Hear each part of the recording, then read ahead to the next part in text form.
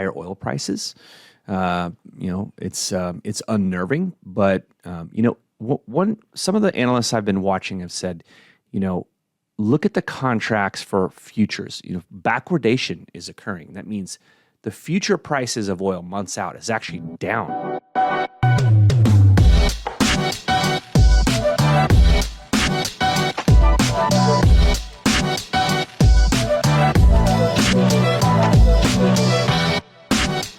Hey, it's KP coming to you live from Corona, California. 10 o'clock here on a Monday night, and a lot's going on, and I'll try and rip through it quickly. But I just want to start with a thought that I had yesterday. Everything must come to an end. Everything.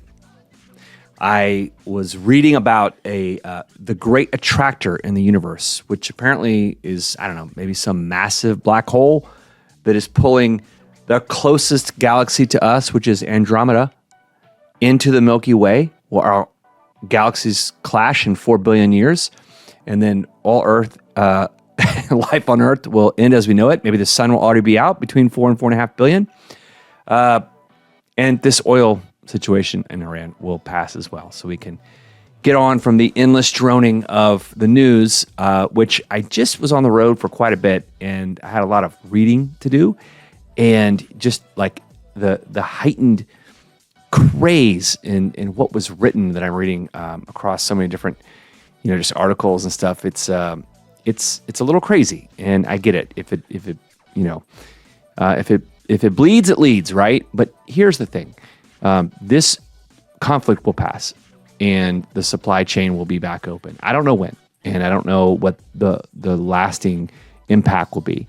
But the markets are very smart. And so I'll get into some data that I looked at to talk about the end of the uncertainty. But countries, dynasties, companies, leadership tenures, they all come to an end, right? Tim Cook, the CEO of Apple, took a under $400 billion company to a $4 trillion market cap at the helm for 15 years.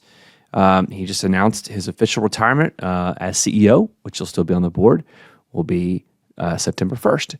And his predecessor, Steve Jobs, arguably one of the most visionary tech hardware giants that we've ever seen. Unfortunately, he lost his battle to pancreatic cancer. And so we all face that. My mother-in-law faced that same battle. And I remember talking to her some years ago. It's been about 4.5, August will be 5 years. And she said, she was eligible for the Whipple procedure. And for anyone that has dealt with pancreatic cancer, only 30% of pancreatic cancer patients are even eligible for this. It's kind of like cut off the end of your pancreas if that's where your growths are, or your cancer is, and kind of rewire your GI tract. And she said she was praying on it, whether to go through it. And I said, your prayers have been answered because you're eligible for something that most people who face pancreatic cancer don't have that option. And, she lasted 27 months from diagnosis. And I'd like to think that Whipple procedure, which was brutal.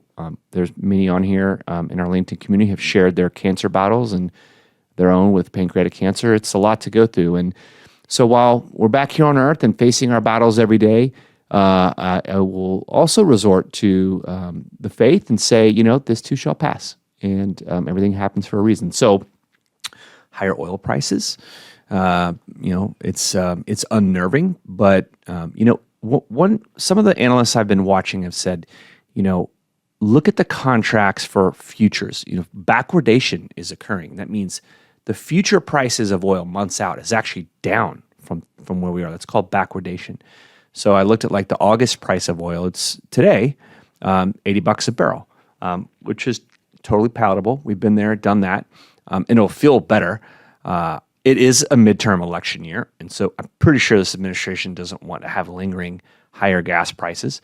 And so my guess is every day we get closer to the end of this Iranian conflict, which is rate friendly, economically friendly, obviously friendly for our pocketbooks, and so I'm going to get into that in just a second. But there are 7 islands in the Strait of Hormuz, and the largest one's only 5 square miles. And these are not like entrenched islands and dug in like Iwo Jima. You think about World War II. That was an 8 square mile. 25,000 of our servicemen were lost on that island. This is totally different. And so remember, we had 2 aircraft carrier groups that made their way to that Gulf, and then we attacked. There's a third one coming, and an amphibious assault ship called the Boxer that's on its way. My guess is they're going to get used. And the ship that was fired on, I believe the Indian flagged ship, that's the country of India, it was fired on by Iran.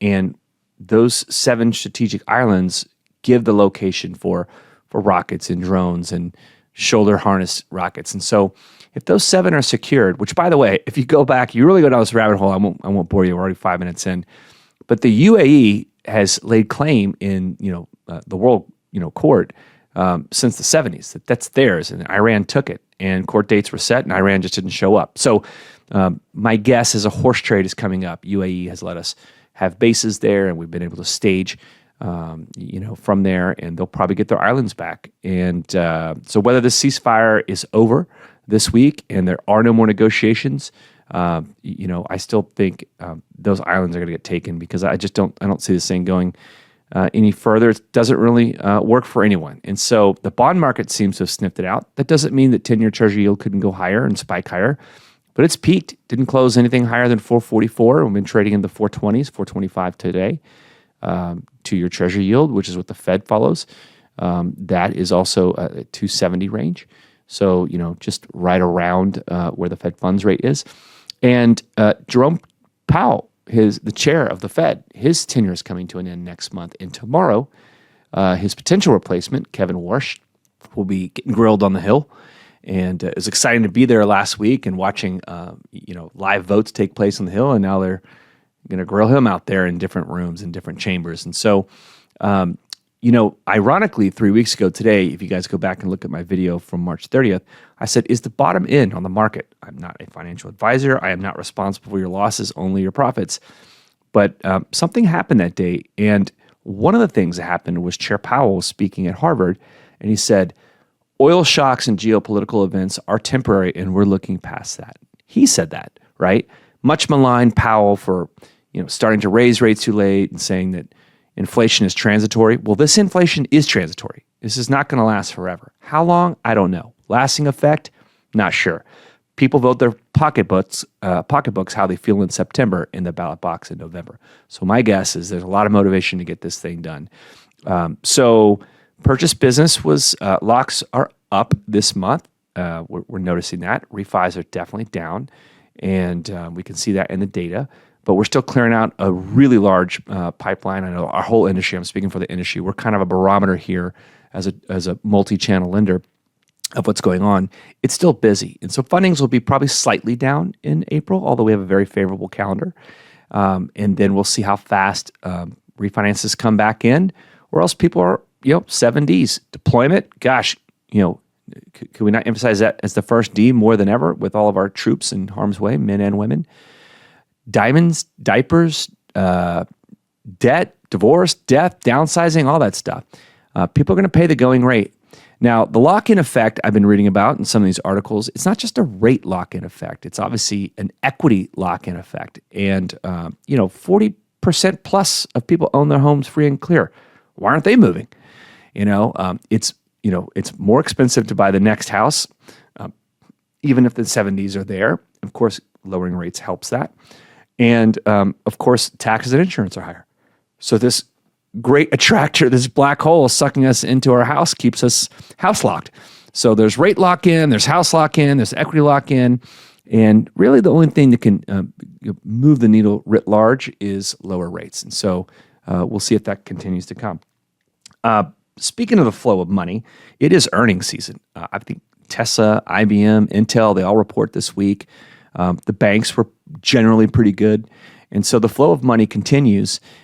Stocks, bonds, we'll see. I can't tell the future say that, when we had all-time highs last Friday that we topped out. I don't know. Is it a bear trap? I don't know. But I feel like 3 Mondays ago was a very tradable bottom for the market. when the S&P, got down pretty low into the 6,400 range. And so earnings are fundamental. Okay, so there's a lot of fear, uncertainty, and doubt when it comes to price action and inflation. And I know people talk about inflation because oil is high. The last CPI report and PCE report, which remember, most of what we look at in inflation is heavily weighted in housing, especially the CPI. Other than energy, everything was pretty good. So when people talk inflation, don't forget to talk about that part. And wage inflation is still good. If you have a job, you have good inflation of your wages that are outpacing inflation, overall costs. And our good friends at MBS Highway, they just had a video talking about the Trueflation gauge, what people are paying now in real time, 1.7%. The last core PCE, I believe, was 2.6%. And so just kind of, as leaders, if you're still listening, 10 minutes in, it's our job to continue to get people focused on, what we're doing throughout the spring purchase season, throughout 2026. And so those of us operating businesses and in the streets and working on loans and helping originators and realtors do business and guide our consumers into the American dream or into liquidity if necessary. They want to know what we know. They don't want to get on the phone and have us go, oh my God, can you believe this conflict and the oil price is up? This too shall pass. And there's going to be a lot of opportunity. And so, back to earnings. Earnings are projected to be up at 12 or 12% earnings growth for the S&P 500. I know there's a lot of that in the Mag 7, right? And so we'll get a feel for some of these hyperscalers, the AI trade. We all talk about AI governance. Fannie came out with some good AI governance. And so, AI is here. It's real. The ROI is there. So the spend is going to keep coming. I'll just leave you with one last little thing. Anyone that likes Bitcoin, okay, if this has got you triggered, then you're going to definitely hate this. Goldman Sachs has filed with the SEC for a Bitcoin exchange traded fund, an ETF.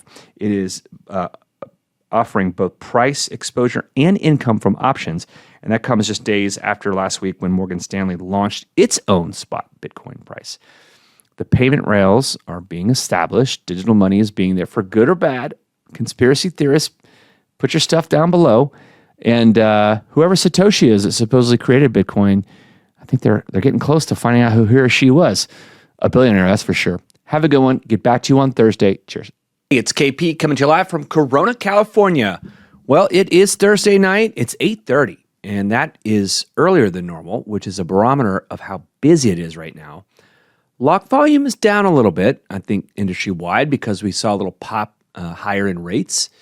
And we are coming up on month end. So I'm normally doing this at 10 or 11 because I'm busier, but I'm just trying to give a little feedback. Of course, rates could snap back. We've seen that happen a lot. I'll get into some of the uncertainty out there with rates and inflation and the conflict in the Middle East. But we actually have some pretty important housing news this week. A couple big announcements.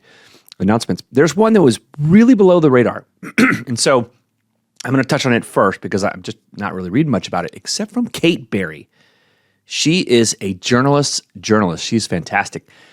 So ECOA, the Equal Credit Opportunity Act, there's a final rule. And, had this comment period, usually like 90 days. And there's a final rule on basically, disparate impact. So disparate impact has always been kind of this gray area. When it comes to the Equal Housing Opportunity Act, there is a case in it that's pretty set in stone from the 70s. Basically, even if you don't intend to, is your actions discriminating? Age, race, color, all the different things out there that you could potentially discriminate against. So housing has kind of a little rougher, precedent set.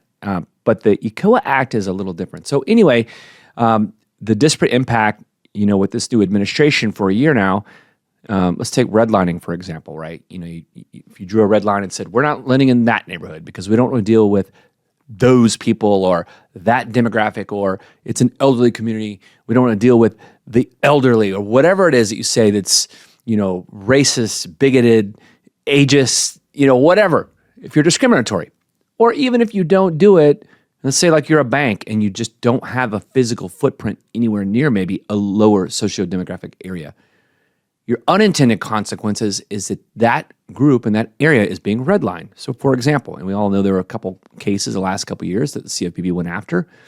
New administration came in and vacated those cases, basically said, yep, we're throwing them out. We don't believe in disparate impact, so the CFPB can't go after people. Now, of course, this is a temporary thing. So, enforcement actions are still going to happen if there are, egregious acts. But the disparate impact, let's just take our lender, for example. We try very hard to serve the underserved. Independent mortgage bankers are responsible for like 80% of low to moderate and, lending in California, for example. We're everywhere but New York. But, if we were to be sued for disparate impact, so look at our record. I mean, we're trying very hard. We do manual underwrites. We do non-QM. We do a lot of tough stuff. And, in addition to all, the easy peasy, A-paper stuff and jumbo non-agency. So, but, the state of California regulator, for example, could, try and go after us if we even had unintended consequences by not lending in a certain area. We try very hard.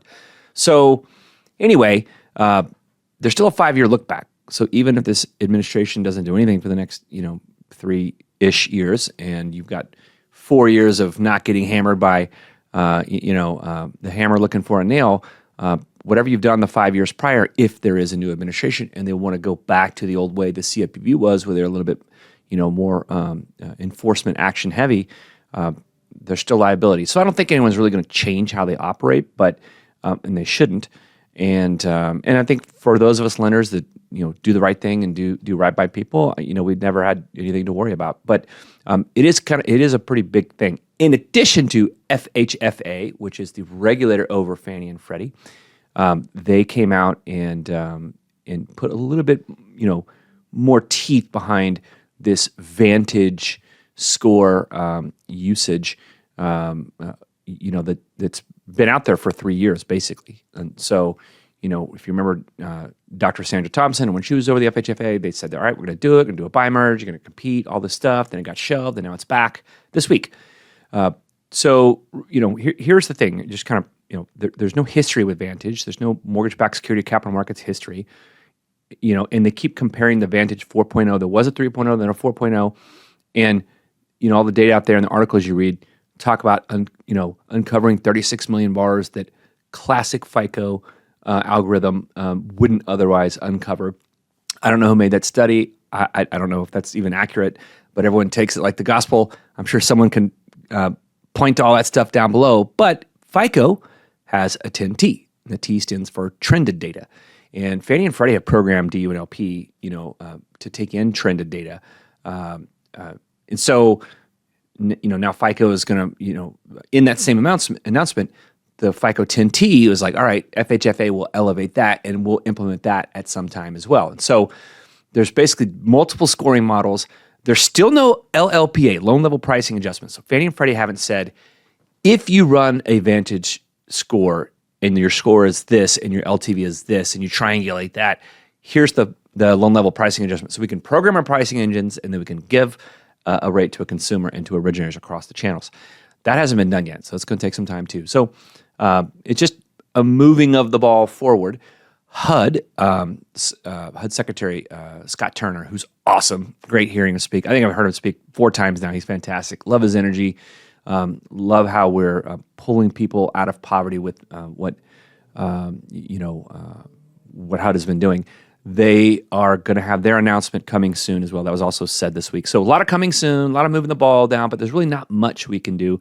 We are not one of the 21 lenders, as far as I know. I mean, unless there's some list that FHFA Director Pulte put out and we're on it. I don't think we're on it.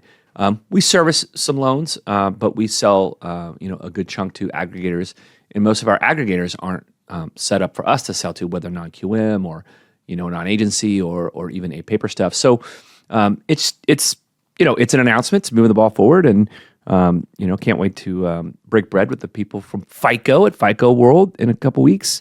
I'll be down there as part of their advisory board, and we're going to come up with a game plan with the only algorithm in town that has been working for decades. So we'll figure it all out. Next week is the Texas Mortgage Bankers Association Annual in Austin. It's a really good show. I'm from Texas. I used to live in Florida. I've been to that Texas Annual a few dozen times, probably let's call it 20 times. And it's a great show, great organization, well run. The board is excellent, and it kind of overlaps back to back with the Housing Wire gathering. Sadly, I'm missing both next week in Austin. I was supposed to be in Puerto Vallarta right now, getting my forehead tan and celebrating our president's cabinet for PRMG. A little cartel issue a couple months ago freaked everybody out. I was just saying, hey, that's just Mexico. That's how it is. We're going to be fine. We'll be in the resort. Everyone else was freaking out. So no one here at PRMG wanted to listen to me. So we kicked that back a year, and we were going to the Bahamas next week. So we'll be in Atlantis. So I'll try and get a Monday and Thursday update from some cool scenery. I will get redder and redder, REDD, no T in there, as the days go by. So just letting you know, giving you an update. A couple cool things happened this week that I thought was worth mentioning. Pending home sales up 1.5%. That's a good thing. Retail sales, the consumer, 70% of our gross domestic product. The economy is, it's consumer driven. How did retail sales look? Up 1.7%. Core was up 0.7%. So fuel in there, oil was, oil expenditures was up 15% in those data lines. So people are spending more, and then more of that is being spent on oil and gas because we know that's more expensive. But the core was up 0.7. So we will see how that continues to shake out with the Iranian conflict. I've been in California now 10 years, and really been digging into why the fuel costs. Full disclosure, I drive an EV. I hate going to gas stations, sketchy people late at night, got to look over my shoulder. I hate it. It's one of my favorite things of owning an EV is I don't go to gas stations unless I got to pick up some nicotine. But shout out to all my Zen and Zolt users out there. But anyway, it's called Fuel Island. California's called Fuel Island. And they don't have refined gas lines that come into the state. And so gas prices go up here more than anywhere else generally when there is an oil shock, which the Fed has said we normally look through those. So as most economists of any worth. Of course, this conflict isn't over, but neither is the Ukraine and Russian conflict, which I know is totally apples and oranges. Sweet versus not sweet crude. So sour, I think is what they say. So totally different conflicts, definitely different impact. So I'm not trying to make light of it. But in California, they get about 70 to 75% of their oil products from the Persian Gulf, and which really from India and South Korea, which get theirs from the Persian Gulf, which is all hemmed up right now and is blockade. I don't know who's blockading who. I think we are, but they are too. And everyone's boarding ships and dropping mines and trying to sweep. And we're still bringing in a third aircraft carrier fleet. The last time we brought in 2, and then we dropped bombs. So now we're bringing in a third, plus an amphibious assault unit. So I think they're going to get used, in my opinion, which I think is good. It'll create some initial volatility, but it also will bring the end closer. So I'm all for it. I don't want to say it glibly because we've lost 13 servicemen and women in this conflict, and we don't want to lose anymore. And I'm not trying to say it in a glib manner, but I'm trying to crank this video out. I'm at 11 minutes in. If you're still listening, you probably want to get up, so don't get off. So, I wish we would just end it. Religious, zealot, fanatical, looking for a nuclear weapon, hates us, chants death to America, death to Israel. Not mad at them for that, but now that we're close to getting nukes, we just got to open the strait. They cannot have that leverage over the world. I'm surprised other nations aren't joining in and trying to put pressure on it. We'll see how it shakes out. But I think if we get closer to, even with ground assault and air assault resuming, although we're trying our damnedest. I mean, we radioed for 6 hours on that ship. We blew a hole in their engine room. We're like, we're gonna, turn around. This is a blockade. Turn around. And after 6 hours of hammering, we just fired some shells, 5-inch mortars, rounds into their engine room and blew it out. So I know we're trying to give peace a chance, but we are not dealing with peaceful people. They're the world's largest sponsors of terror. They are terrorists. although we don't know exactly who's in charge there. So you've got the Iranian National Guard plus maybe, whoever's left over, leader number 41 through 50 down the line. We think they're negotiating, they're not negotiating. So it should come to an end soon. We'll see. I hope the pressure resumes. Anyway, back to California. We take those oil products in from there, and then we refine them, and we have a special fuel mix that we have here because we're so environmentally friendly in California. So everyone pays through the nose.